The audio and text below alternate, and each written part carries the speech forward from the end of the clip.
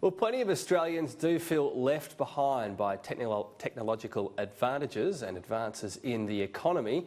There is no reason to fear, according to Labor's Andrew Leigh, or at least if we have the right policies in place. He's written the book on it. He joins me now here in the studio. Thanks for your time. Real pleasure, Tom. I'll give it a free plug, Innovation and Equality. So there it is. I'm curious about the title in of itself. Is there a need to write Innovation and Equality because it's currently unequal, or because there's a perception that it's unequal? It's a great question, Tom. I think many people regard inequality as just being the price of progress, that the gap between rich and poor has to rise if we want to have smartphones. But fundamentally, Joshua Gans and I don't think that innovation is because the pot of gold at the end of the rainbow is bigger. We think the real way of getting more innovation is by encouraging more entrepreneurs from unexpected backgrounds. At the moment, only a quarter of our startups are founded by women, and men from affluent backgrounds make up a significant share of entrepreneurs. So if we want to get more innovation, we need to broaden the pool from which our innovators are drawn. It's interesting though, because it actually marries up, beyond the perception perhaps, but that there is some inequality to it, with what Jim Chalmers spoke about recently. He spoke about divides from the city and the suburbs, and technology as a big divider of Australians, that wealth and job opportunities feel really great for people that are tapped into it. For those that are not, they just feel like it's this inaccessible part of the economy. Absolutely, and I think Jim's Tale of Two Cities approach really gels with what Joshua and I are saying. You look at the technological advances. AlphaGo has now been able to beat humans. Pluribus Poker can now beat the best Texas Hold'em players.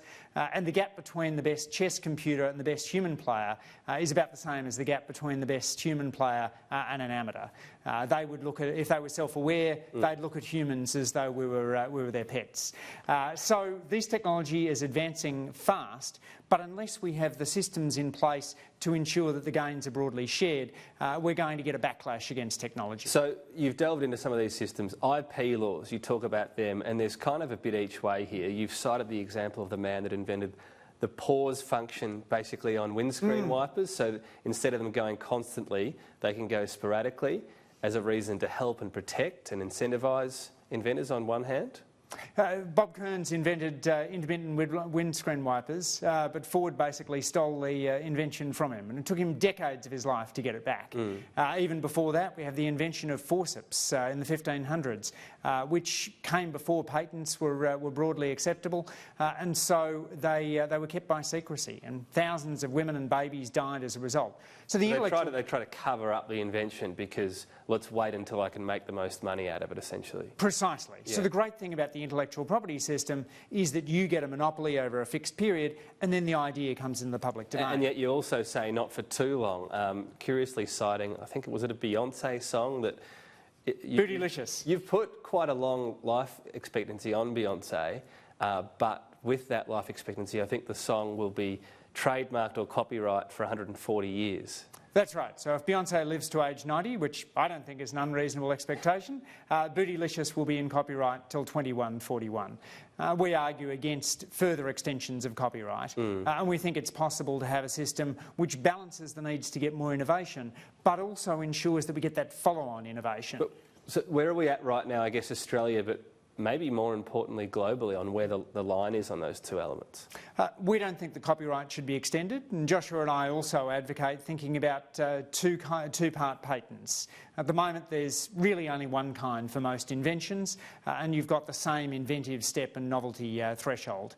We think it might make sense to have shorter patents with less novelty and inventiveness if you want to get, say, one-click ordering, but then if you want a patent for 20 years, you'd need to meet a higher bar.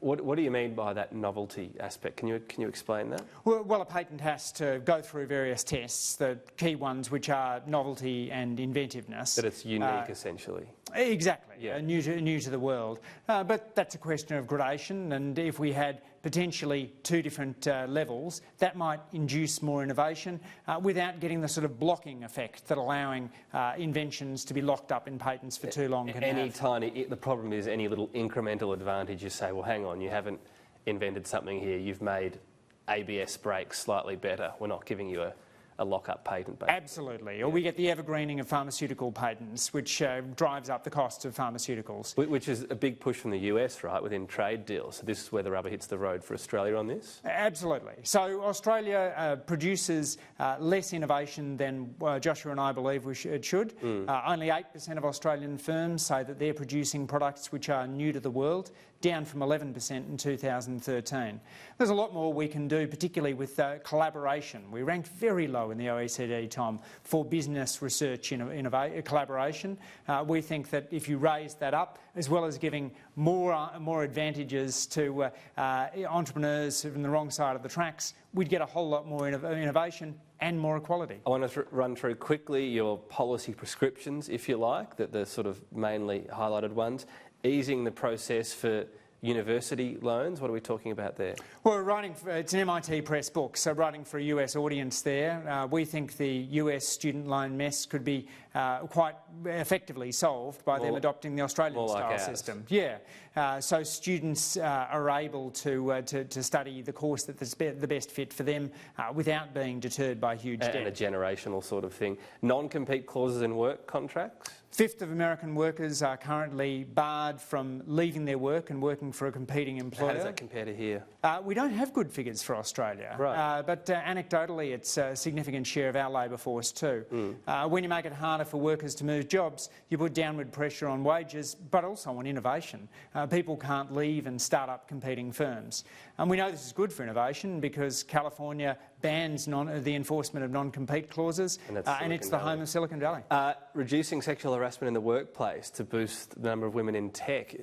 Is this that big an issue? And are you talking US or Australia here? Absolutely. Sexual harassment, I think, is one of the significant drivers of the gender pay gap. It deters women from engaging in the sorts of jobs which are high-pressure, high-leadership environments.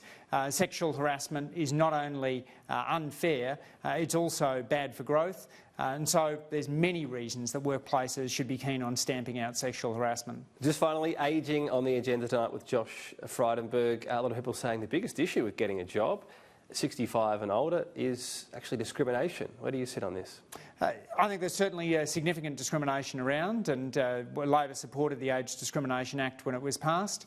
We do need to make sure that people are working longer because they want to, not because the government's pushed the pension age up too high and people with bung backs are being forced to stay in the workforce at considerable pain to themselves. Technology does offer the potential to have us enjoying longer careers. But I mean, Labor did actually increase the pension age. The government tried to go further. So you're saying 67 is the magic number. What if you don't have a bung back? What if you've been able to sit in an office chair your whole life? Maybe you can work a bit longer? Well, in many cases, those people will be reliant on superannuation rather than the pension. We increased the pension increased the pension age along with the biggest increase in the pension level in its 100-year history. The Coalition isn't proposing to increase the level of the pension. They just want to make it harder to get. Andrew Leigh, thanks for your time. Thank you, Tom.